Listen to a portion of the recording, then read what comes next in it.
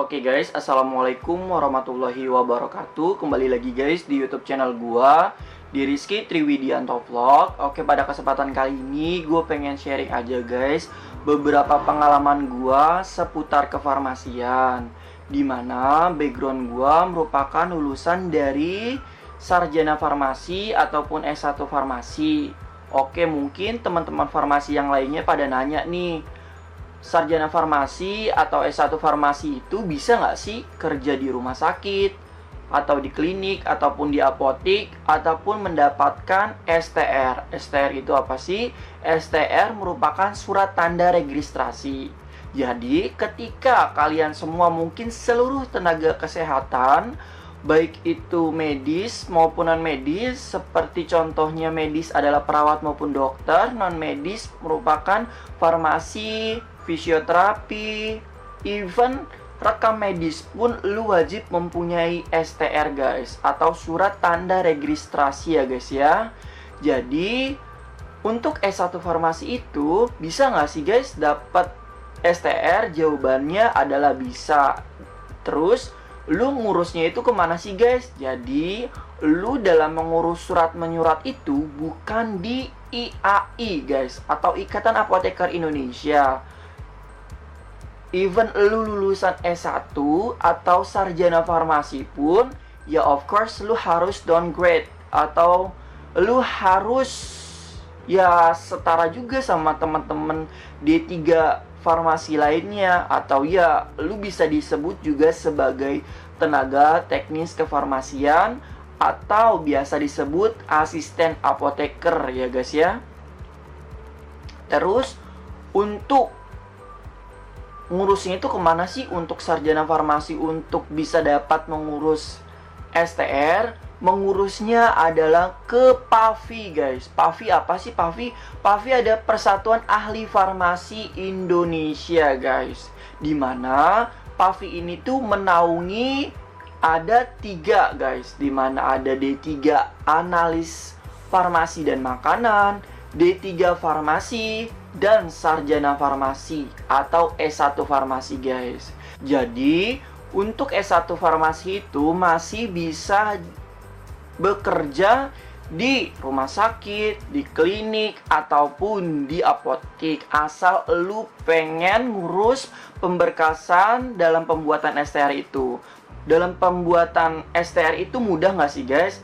Oke, untuk berkas-berkas dalam pembuatan STR, lu bisa lihat di websitenya PAVI. Mungkin kalau di DKI Jakarta untuk setiap daerahnya itu berbeda-beda. Pada contoh kasusnya PAVI Jakarta Selatan, PAVI Jakarta Timur, PAVI Jakarta Barat, sama PAVI Jakarta Utara.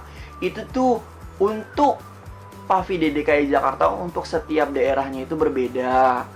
Untuk di daerah lainnya kemungkinan ya berbeda juga. Pada contohnya adalah PAVI Surakarta, PAVI Yogyakarta, PAVI Bali, yaitu yang menaungi dari PAVI setiap masing-masing daerah.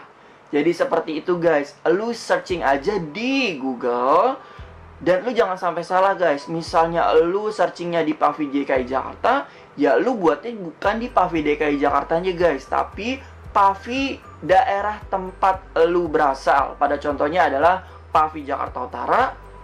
Misalnya lu bekerjanya, ya udah lu daftar di PAVI Jakarta Utara guys, seperti itu. Lalu untuk persyaratan-persyaratannya itu apa aja sih guys? Oke, untuk persyaratannya itu yang pertama adalah untuk yang udah bekerja, atau untuk yang dari D3 melanjutkan ke S1 farmasi dan tetap ingin menjadi TTK ataupun menjadi asisten apoteker, itu bisa guys untuk mengupgrade dari D3 farmasi ke S1 farmasi.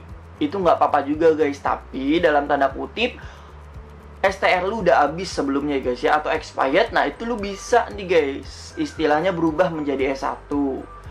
Itu di-upload guys di menunya. Di situ nanti di menu dari PAVI setiap daerah itu ada persyaratan-persyaratan masing-masing guys. Untuk yang kedua adalah surat bekerja guys, dimana ketika lu bekerja, lu dapat rekomendasi dari atasan lu. dari atasan rumah sakit maupun dari atasan apoteker. Itu tuh diupload aja guys. Kemudian lu mengupload ijazah asli guys. Ketika lu baru lulus, lu bisa nggak sih guys bikin STR? Jawabannya adalah nggak bisa guys. Dimana ketika lu membuat STR, wajib banget ijazah asli guys. Lalu yang keempat itu adalah ijazah legalisir ataupun cap basah. Minimal 3 bulan waktu expirednya dari legalisir lu guys. Jadi kalau udah lebih dari 3 bulan, itu gua sarankan lu harus kembali lagi nih guys ke universitas lu guys untuk mengupgrade dari legalisir lu. Kemudian adalah yang kelima adalah surat rekomendasi dari universitas asal guys. Misalnya lu universitas S1 farmasi di salah satu universitas di Jakarta, ya lu balik dulu nih guys ke kampus asal lu, minta izin sama kaprodi ataupun minta izin sama kepala TU atau tata usaha. Lu bilang ingin membuat surat rekomendasi untuk tindak lanjut sebagai seorang apoteker guys. Itu juga penting guys, surat rekomendasi lu. Dan sebagai tenaga teknis kefarmasian guys, di surat itu tercantum seperti itu guys. Oke, untuk yang keenam adalah mungkin ini lu bisa cek di websitenya PDDikti itu dan lu searching nama lu guys. Nah dari web PDDikti itu lu bisa tahu lu lulus di universitas apa. Nah nanti itu di screenshot, di upload juga guys di menu dari PAVI setiap masing-masing daerah. Untuk PAVI setiap masing-masing daerah itu berbeda-beda guys. Ini merupakan yang PAVI gua lakuin, yaitu di PAVI DKI Jakarta, tepatnya PAVI Jakarta Utara. Sebelum kita bikin STR, apa dulu sih guys yang harus diurus? Jadi yang diurus adalah Serkom, dimana lu layak nggak nih guys menjadi seorang TTK ataupun tenaga teknis kefarmasian atau sebagai seorang asisten apoteker. Lu dinyatakan layak nggak nih guys atau kompeten nggak nih guys di bidang kefarmasian. Lu di bidang S1 farmasi. S1 farmasi setara dengan D3 farmasi guys. Of course, lu harus sama kompetensinya dengan D3 farmasi. Maka dari itu, lu harus bikin Serkom dulu nih guys, atau surat rekomendasi. Gimana sih bikin Serkom itu? Bikin Serkom itu juga ada guys di menu dari PAVI-nya itu sendiri. Jadi menu dari PAVI-nya itu sendiri ada dua, untuk pembuatan Serkom sama untuk pembuatan STR. Jadi yang lu buat di awal banget itu ya adalah lu buat Serkom dulu. Untuk persyaratan Serkom ini apa sih? Untuk persyaratan Serkom ini merupakan dasar banget untuk persyaratan Serkom ya guys ya. Yang pertama ijazah asli sama dengan pembuatan STR di awal. Untuk selanjutnya adalah legalisir basah juga. Kemudian ketika lu sebelumnya dari SMK Farmasi ataupun lu yang melanjutkan kayak dari 3 farmasi yang ingin mengupgrade menjadi S1 Farmasi, itu STR sebelumnya itu nggak apa-apa guys, di-upload aja guys di menunya. Nggak apa-apa juga untuk expired dari STR lu ataupun Serkom lu yang sebelumnya. Itu di-upload aja nggak apa-apa guys. Kemudian kalau misalnya nggak ada Serkom sebelumnya gimana sih? Kalau nggak ada STR sebelumnya itu nggak gimana sih? Oke, jadi lu tinggal di situ kan misalnya ada komen nih guys. Lu cuma searching, lu ngetik aja guys, mohon izin Bapak Ibu, saya tidak mempunyai Serkom ataupun STR. Mohon izin untuk berkas saya dapat diproses. Terima kasih. Seperti itu ya guys ya. Jadi kalau misalnya nggak ada STR atau Serkom, masih tetap bisa kok untuk sarjana farmasi itu untuk mendapatkan Serkom. Jadi seperti itu guys.